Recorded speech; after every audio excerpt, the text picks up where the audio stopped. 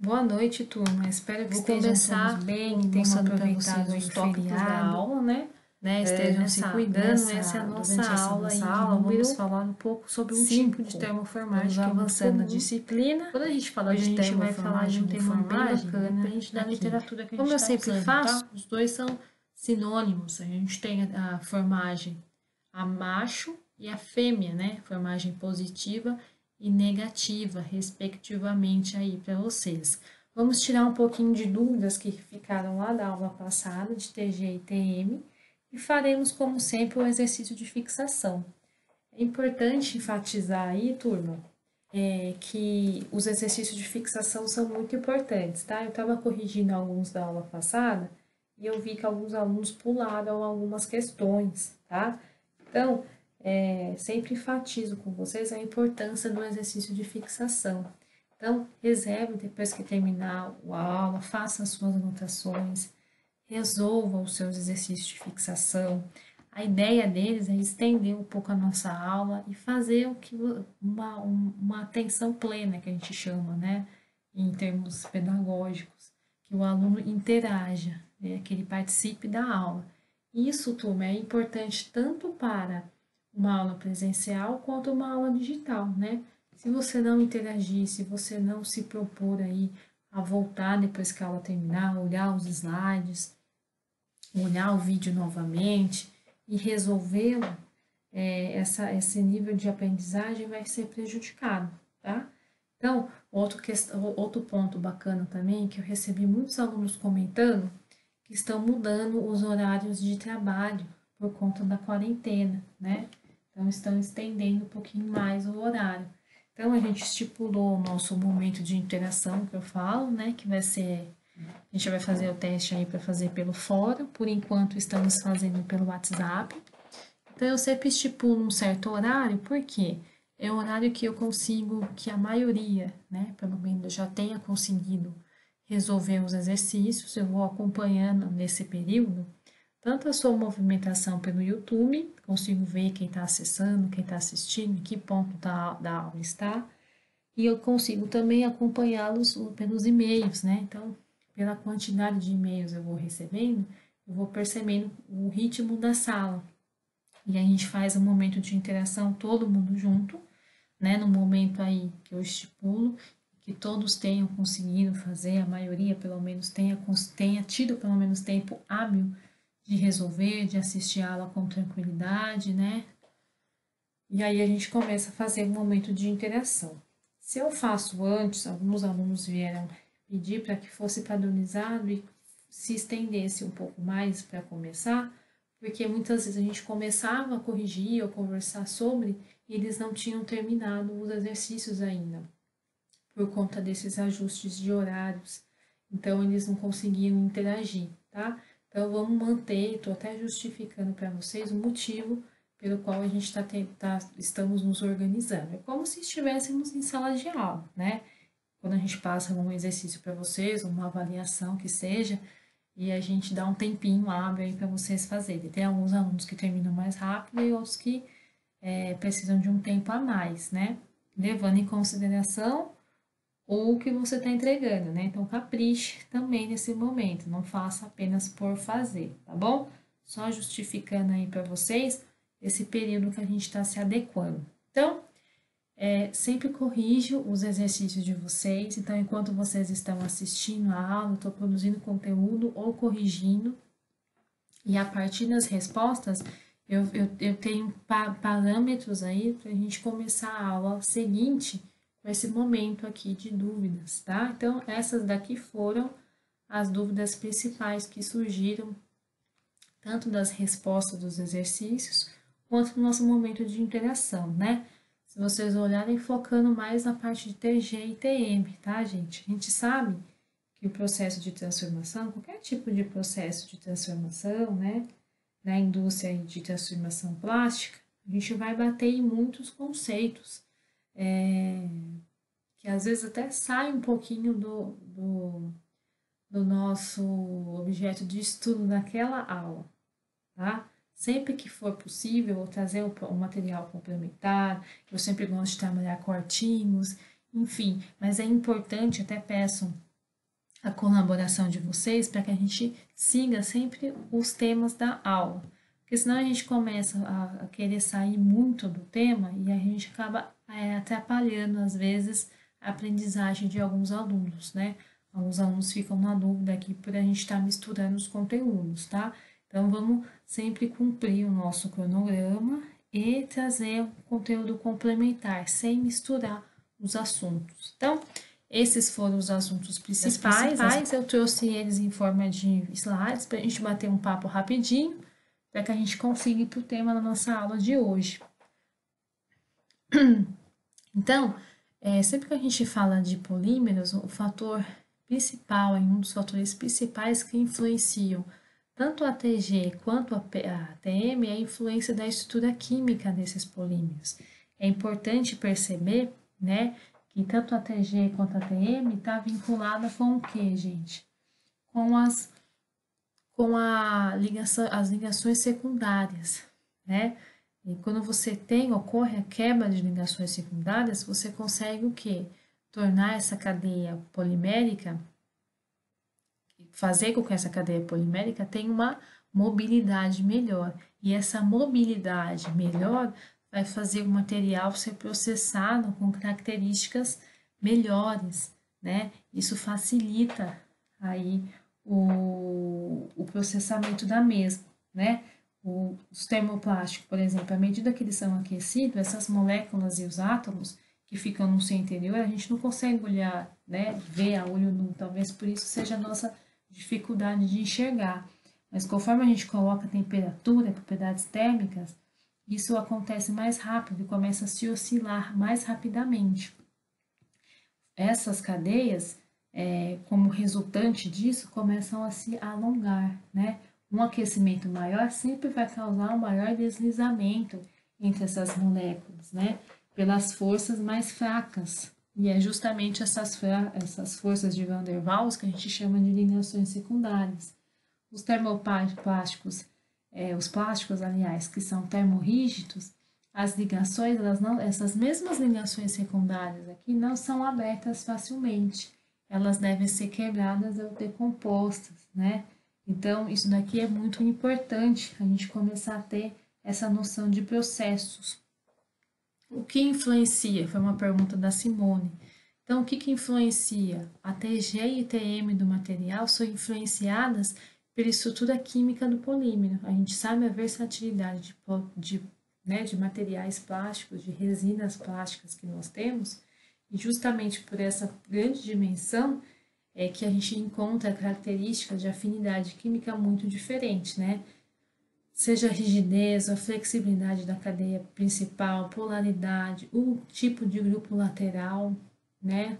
Simetria, massa molecular, as ramificações, se a gente tem um plastificante ou qualquer tipo de agente de modificação de plástico que nós chamamos.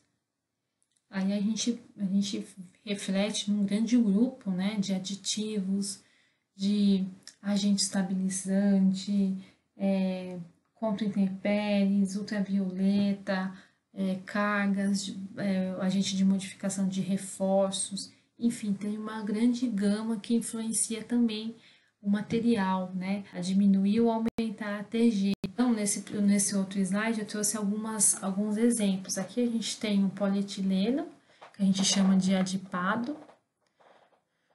Temos a TG, o valor de TG e o valor de TM. Olha a estrutura química do material. Quando a gente fala de rigidez e flexibilidade, não tem como citar os valores decorrentes de TG e TM dele, né? A presença aqui, nesse caso, de agrupamentos, que a gente chama, quando eu falo de agrupamentos, eu estou falando sobre grupos funcionais. Considerando que um plástico é uma macromolécula que se estende ao longo, né, de maneira repetitiva, são longas moléculas, a gente simboliza, nós representamos quimicamente o material com o grupo funcional dele, né, como se fosse a solução, o monômero dele, a substância mais simples que representa aquele tipo de material, no caso PEA, né, o polietileno adipato.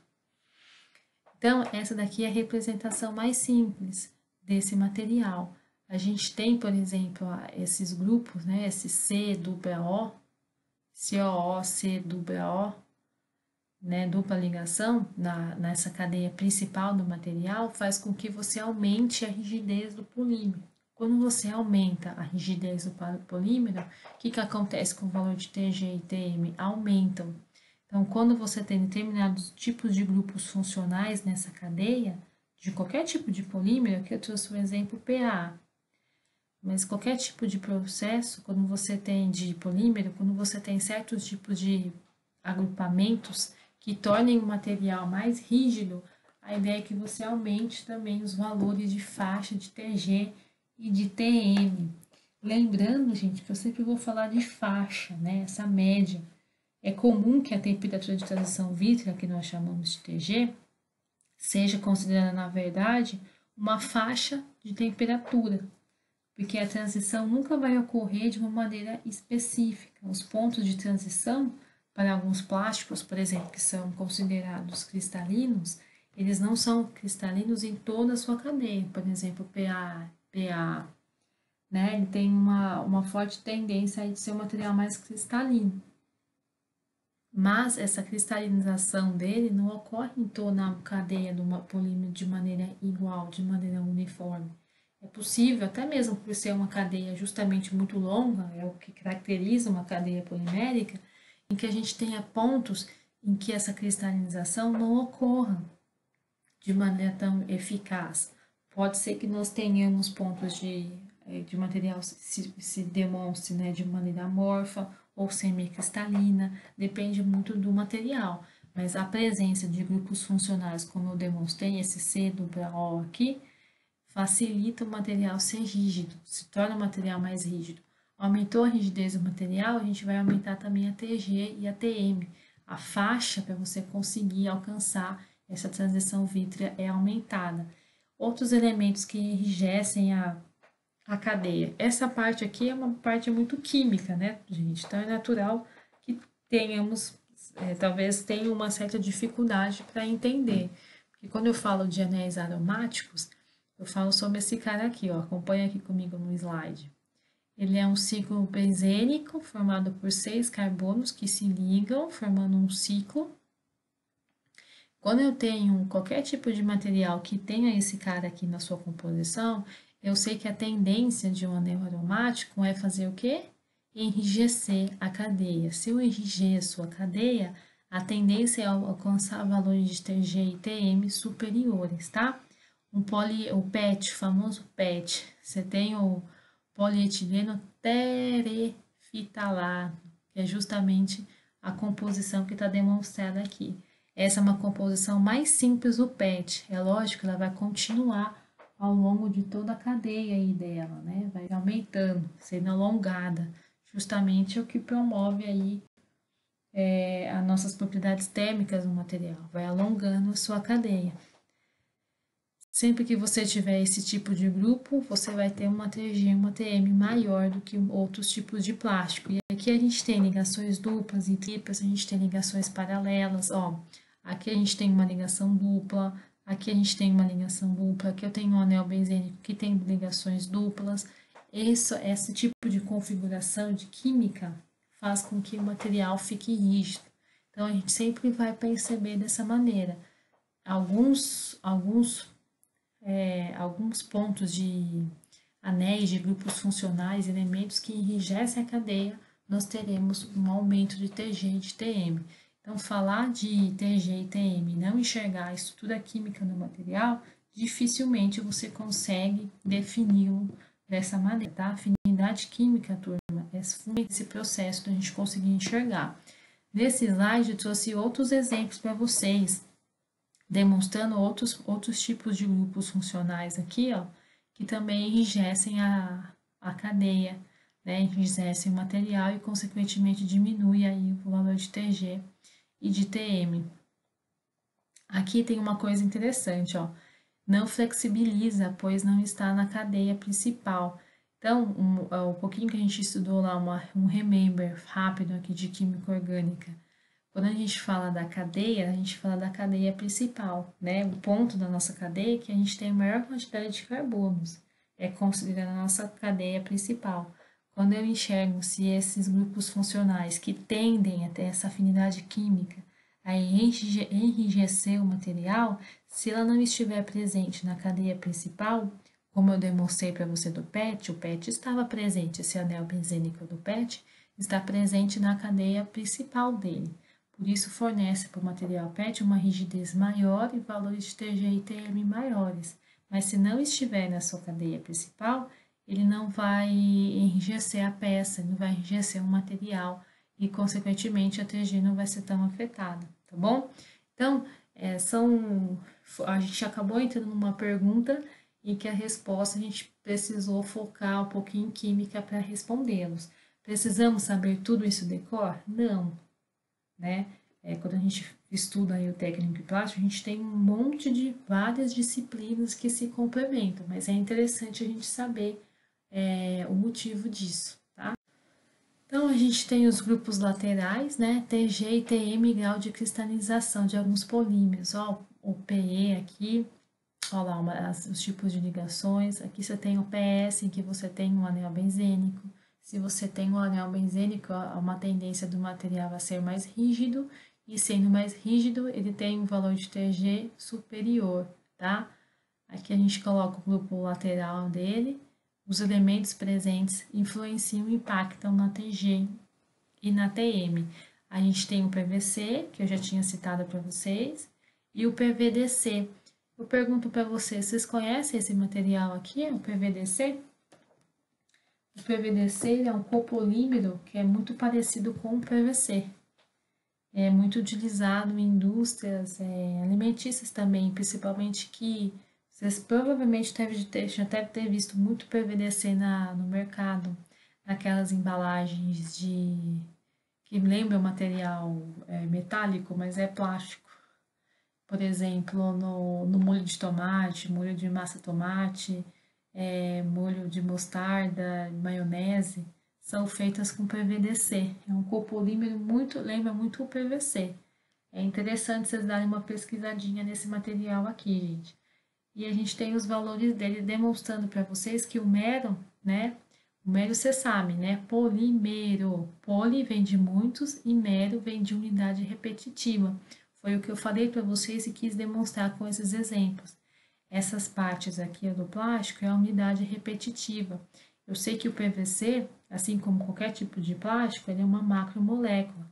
Então, esse mero aqui é a unidade mínima que você consegue caracterizar um PVC. Todo PVC possui essa composição química aqui na sua formulação. A diferença é que ele vai se repetindo ao longo da sua cadeia, né? Então, quando a gente começa a enxergar o tipo de afinidade química, a gente recorre ao mero.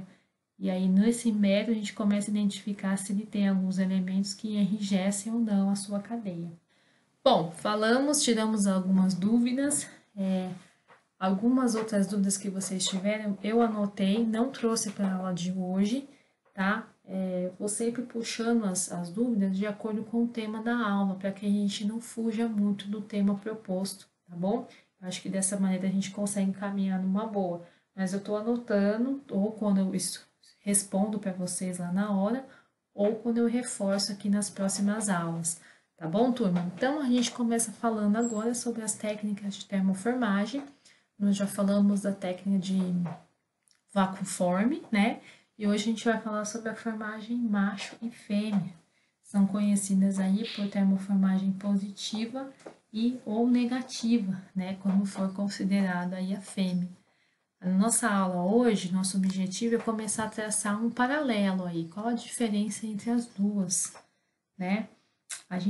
A formagem positiva, a gente escuta muito de maneira errada, o pessoal se referir a ela como uma formagem mecânica, e não é.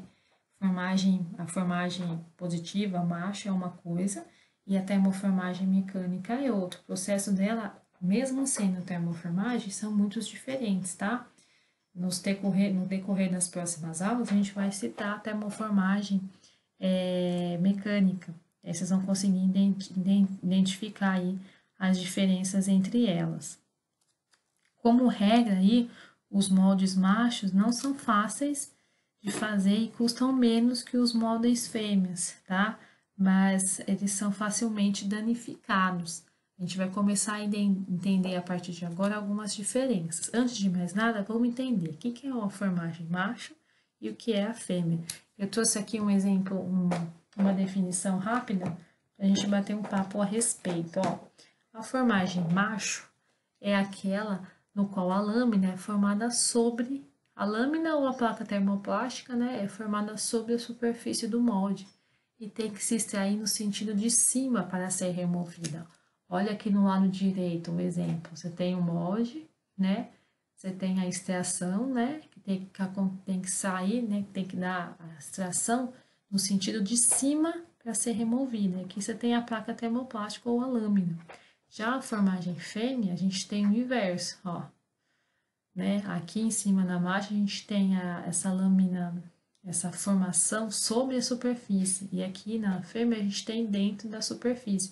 Bate um olho aqui nas duas rapidinho, gente, para a gente conseguir identificar a diferença, só pela configuração do processo dela e consequência do molde dela, né? Do tipo de moldagem. E aqui na formagem fêmea, na formagem negativa, a gente tem que a peça é tirada, tem que ser tirada fora do mesmo para ser extraída, né? Olha a diferença. Então, a gente vai começar a analisar alguns tipos de pontos. Quando eu começo a pensar em projeto de termoformagem, a gente faz uma seleção aí, normalmente, a termoformagem positiva e a negativa se esbarram, né? Quando a gente começa a traçar um tipo de termoformagem. Então, é interessante a gente começar a entender a diferença entre elas e questões a nível de projeto de molde. Aqui eu ampliei aquele slide lá, aquele esquema, aliás, para vocês conseguirem enxergar melhor, né, a diferença das duas. Olha o formato dela. Essa daqui é a termoformagem macho, positiva, e essa daqui é a fêmea, que ela é negativa. Ó, a forma de extração delas, como é diferente, ó. Essa daqui está sendo dentro do molde e essa sobre.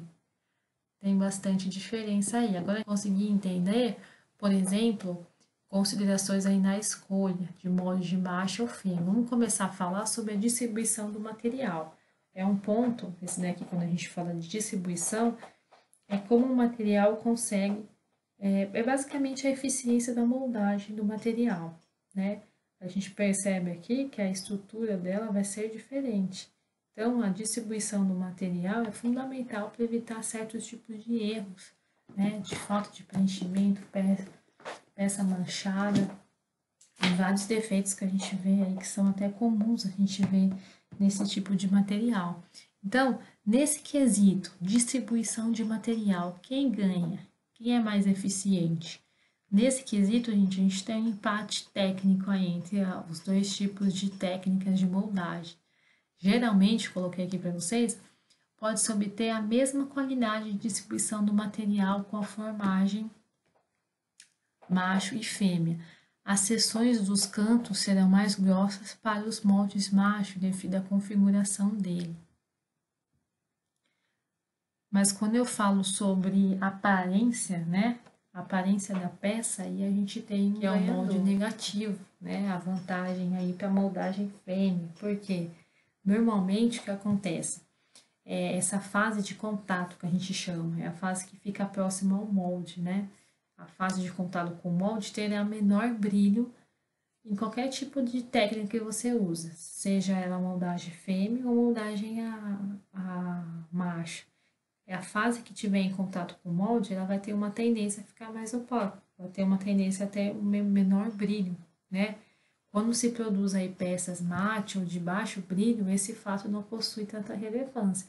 Ou seja, se você está fabricando uma peça que tem uma tendência a ser opaca, ou seja, a aplicação final dela não te exige ganhos estéticos, então isso daqui não tem problema nenhum de acontecer. Mas se ela exige um certo grau de estética,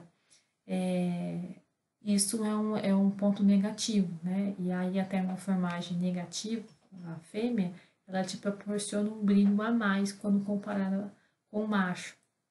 A gente tem aí o que nós chamamos de linhas de esfriamento. Você sabe o que é uma linha de esfriamento numa peça? Então, linhas de esfriamento que nós chamamos são defeitos que aparecem pela marca do molde, né? o que acontece é a aparência da fase que está em contato com o molde, independente se for macho ou fêmea, vai apresentar defeitos, né? Tem uma tendência de apresentar defeitos como pó no molde ou imperfeições dentro do molde, né? E afetam negativamente a qualidade superficial dessa peça. O que que acontece?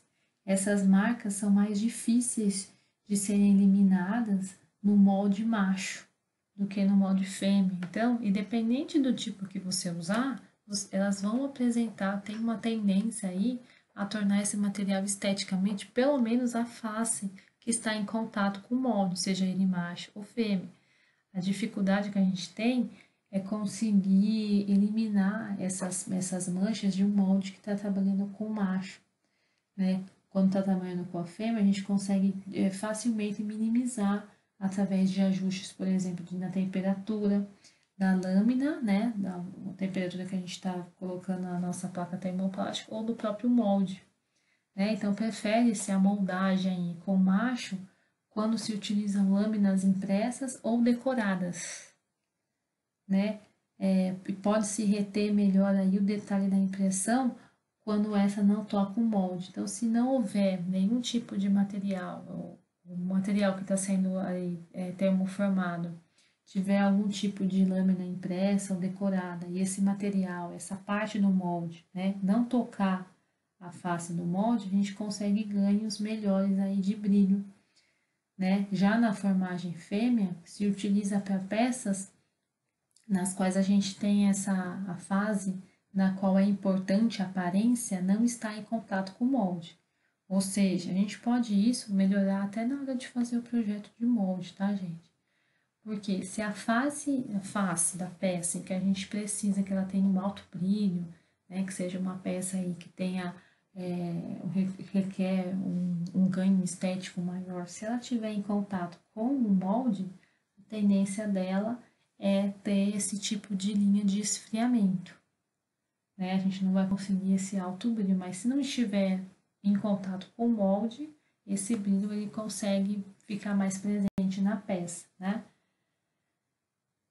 Uma coisa que a gente consegue colocar aqui também para ajudar na unidade, na formação, na formagem fêmea, é justamente o pistão, né?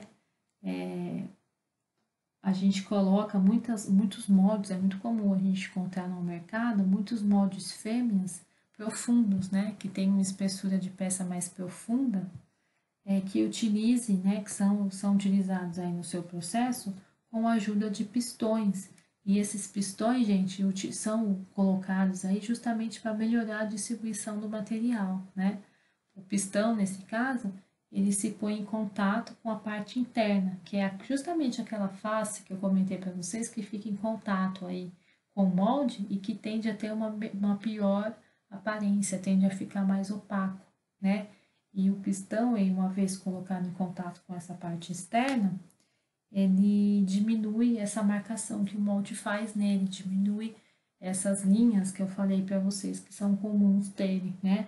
Essas marcas, como as marcas de molde, elas tendem a ser minimizadas com o pistão, mas mesmo assim a gente continua tendo um pouco de defeito. Dificilmente a gente consegue eliminar totalmente, mesmo colocando o pistão aí, quando considerando uma termoformagem fêmea, né, negativa. Então, considerando aí ganhos estéticos, a gente continua, a vantagem que a gente tem é utilizar o molde fêmea. Mas existem aí, turma, muitas variáveis potenciais que afetam indiretamente a qualidade da peça, numa formagem fêmea ou numa formagem macho. Isso que eu estou mostrando para vocês são alguns pontos que a gente está comparando. Vamos para o próximo. A gente tem aí como alternativa, que eu acabei de mencionar, é justamente usando o pistão, né? Eu adiantei aí o que eu falei, que eu trouxe nesse slide. Mas mesmo assim a gente não consegue eliminar, isso é importante falar. Quando a gente está usando uma termoformagem com molde fêmea, a gente consegue minimizar essas marcas, porque o pistão ele vai conseguir distribuir, né? Aqui ó, no molde fêmeo, ele vai conseguir distribuir melhor o material. Então, quando ele distribui, ele fica em contato com a face, justamente aquela face que vai ter um pouco de marca de molde. Ele consegue eliminar totalmente? Dificilmente, mas ele consegue minimizar. Por isso que quando a gente fala de aparência de molde, considerando a termoformagem macho e fêmea, a fêmea ela consegue se destacar em relação a isso. Outro ponto importante, né, as de variáveis de moldagem, são justamente isso que a gente começa a falar aqui para vocês. A importância da gente começar a enxergar a parte de projetos de molde, né? Normalmente a gente consegue enxergar, eu acredito que vocês tenham uma disciplina que fale exatamente só sobre o projeto de moldes, né? Como a geometria dele, a maneira como a gente faz a moldagem, a distribuição dessa peça, influencia muito. Então, na indústria, quando a gente tem um processo como termoformagem, que é um processo genérico, tem um monte de tipos de termoformagem, é interessantíssimo a gente começar a enxergar o molde como sendo um dos requisitos aí no tipo de escolha de processo. Né? Isso daqui é muito útil, principalmente para aquela empresa que é menor, micro, que a gente tem poucas injetoras, ou que a gente está lançando uma linha diferente lá de termoformagem, que normalmente não tem tanto respaldo técnico na hora de abrir uma linha de termoformagem diferente, por exemplo. A gente tem muitos erros de processo, erro de molde, erro de tipo de escolha de termoformagem, justamente pela falta de conhecimento técnico. E às vezes são coisas muito simples, né? A gente vê muita empresa pequena comprando maquinário errado e tendo muito prejuízo nas suas peças, por falta de comparativo mesmo na hora de escolher o tipo de processo. Então, custo de equipamento. Quando a gente fala de comparativo, não tem como a gente não citar o custo de equipamento, né? O que eu explico para vocês, o custo da moldagem no macho são usualmente maiores. Isso se deve porque os moldes machos requerem maior e custoso controle de temperatura. Isso é um ponto muito importante a se parar para analisar. Quando a gente fala de custos, né, a gente fala sobre vários tipos de material, de vários tipos de segmentos, desde o tipo de material que a gente está colocando no molde, que a gente está fabricando. A gente vai ter uma aula só para falar sobre isso, sobre os tipos de materiais que a gente usa em termoformagem, na composição e no projeto de molde. Mas a gente tem tipos de molde até de madeira, né? Para você ver de alumínio, que é o mais utilizado, devido à capacidade térmica que ele tem de retenção. Então, isso influencia em tudo, né? E quando a gente usa macho, a gente tem realmente uma dificuldade de controlar a temperatura. E pense no seguinte, se eu tenho um molde que eu tenho dificuldade de controlar a temperatura, consequentemente, eu vou ter uma dificuldade aí também em controlar a distribuição do material dele, né? A distribuição, se eu não tenho uma temperatura homogênea, né? uma temperatura em que eu tenha um controle em todo o processo de moldagem desse material, se não é preciso, o que vai acontecer? A maneira como a peça vai sendo preenchida, vai sendo distribuída aí no formato do molde, também não vai ser preciso. Ou seja, eu tenho uma forte tendência no molde de macho, né, no molde positivo, em ter o quê? E apresentar um desenho, né, geometria de cantos de maiores espessuras, ou seja, menor precisão. Vai variar bastante de uma peça para outra, né? O que vai dificultar, ó, como uma coisa vai impactando na outra, o que vai impactar o quê? Na maneira de extrair a peça. E o custo do acabamento final também, quando for necessário. E aí eu coloquei até de negrito aqui para você, quando esse acabado superficial for necessário. Porque a gente só faz esse curso no acabado, esse acabamento, né, essa etapa posterior nesse molde, quando a gente quer realçar a aparência da peça. Foi o que eu acabei de falar no slide passado, anterior, aliás. Quando eu quero realçar a aparência daquela peça, principalmente se aquela face da peça ficou em contato direto aí com o molde na hora da termoformagem.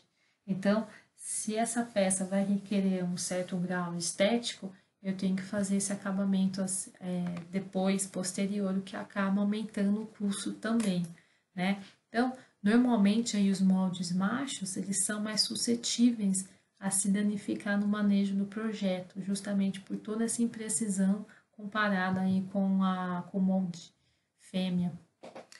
Uma característica importantíssima que eu não coloquei aqui no slide para vocês é que quando a gente, a aplicação das duas, né? Os moldes fêmeas, por exemplo, eles são mais indicados quando a gente tem moldagem de cavidades múltiplas, né? São cavidades mais complexas, quando comparado com a moldagem macho. Por quê?